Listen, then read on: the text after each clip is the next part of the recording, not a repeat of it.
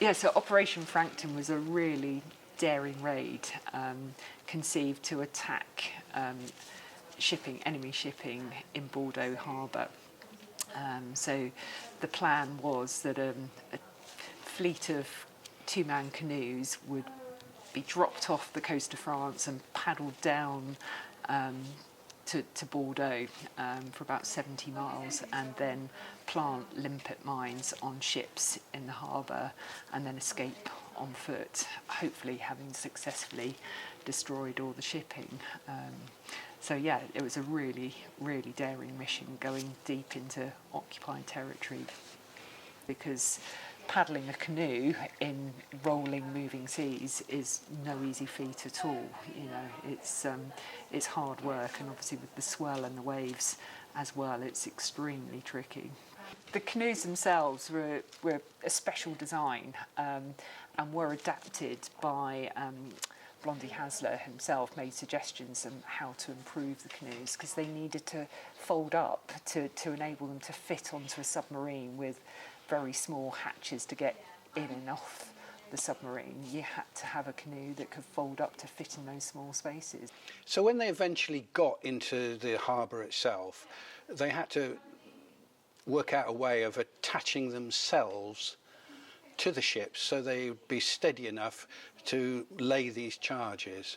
Yes, because clearly if you're in a canoe, you're still in a very light vessel and you're bobbing around on the water alongside these huge, huge vessels that they're trying to attach mines to. So they had magnetic devices that could just lock on and hold them steady against the side of the ship whilst they set the mines. So you couldn't just sort of throw the mine against the ship.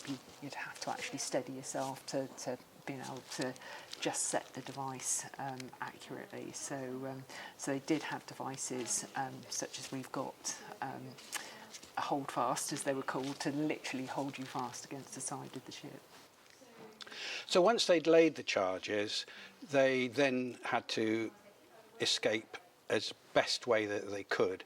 And the boots that are on display here today, these are Blondie's boots that he was given by a French farmer, is that correct? Yeah, so these boots were given to Blondie to try and escape. So, you know, it would be no good escaping through occupied territory wearing what was obviously enemy uniform. So, you know, to try and blend in, they picked up these boots to try and look like a typical French farmer. So, you know, it was one way to try and, if you were confronting the enemy, that you could hopefully evade capture. And certainly for Blondie and his mate Bill Sparks, they were able to make it back to the UK.